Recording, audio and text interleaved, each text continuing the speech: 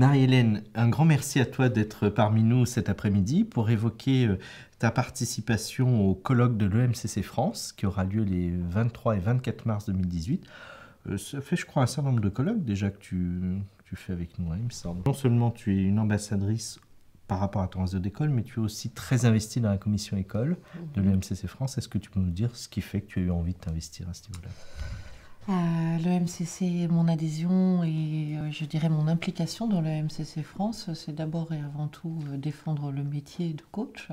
Et donc moi je le fais à travers la commission école, en aidant, en accompagnant les écoles, notamment dans la réforme de la formation professionnelle, celle de 2014 et celle bientôt à venir. Voilà, les accompagner dans des dossiers comme le RNCP ou comme tout ce qui est label, qualité, etc. Et peut-être un mot sur l'école que tu diriges et le type de formation que tu délivres. Oui, donc l'école française de coaching, MHD Formation, comme son nom l'indique, forme d'abord et avant tout des coachs sur tout le territoire national, hein, donc, puisque nous avons 8 implantations en province. Et nous formons également à la PNL, à l'hypnose, à l'analyse systémique, enfin on va dire globalement à beaucoup d'outils qui sont utilisés dans le coaching.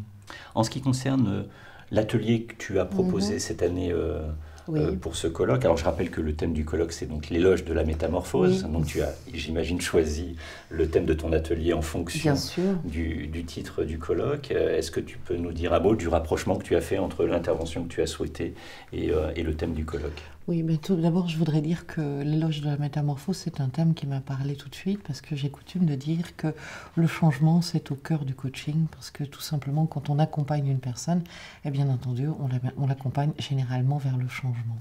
Donc, il s'agit bien d'une métamorphose qui est vécue pour moi à travers le processus de coaching. Et quand j'ai lu ce titre, je me suis dit à un moment donné que ça pourrait être intéressant, effectivement, de l'amener à travers un outil auquel je crois beaucoup, qui permet justement, à travers l'hypnose, d'aller dans la quête de ce qu'on appelle le sens de l'existence. Donc voilà. Ben, je voudrais d'abord dire qu'effectivement, c'est vrai qu'on entend beaucoup parler de l'hypnose, mais on en entend aussi parler à travers du spectacle, etc. Et c'est ce qui fait souvent peur aux gens.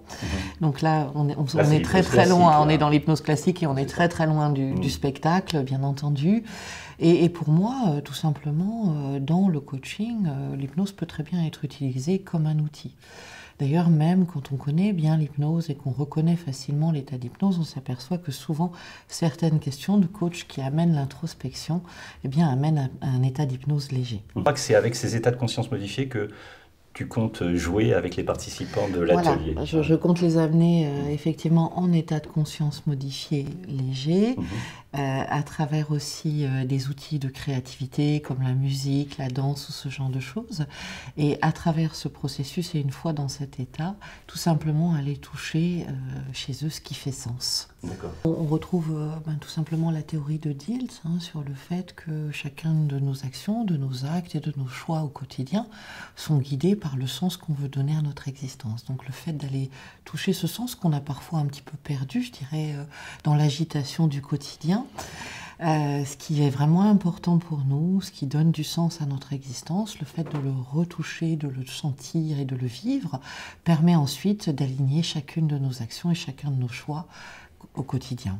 Donc ça veut dire qu'à l'occasion de cet atelier, nous allons avoir des gens qui vont pouvoir découvrir cette quête du sens, et puis pour d'autres, de pouvoir revisiter, redécouvrir, peut-être réactualiser. Je ne sais pas si on pourrait utiliser ce terme, mais peut-être ça doit. En tout cas, remettre le contact avec. D'accord.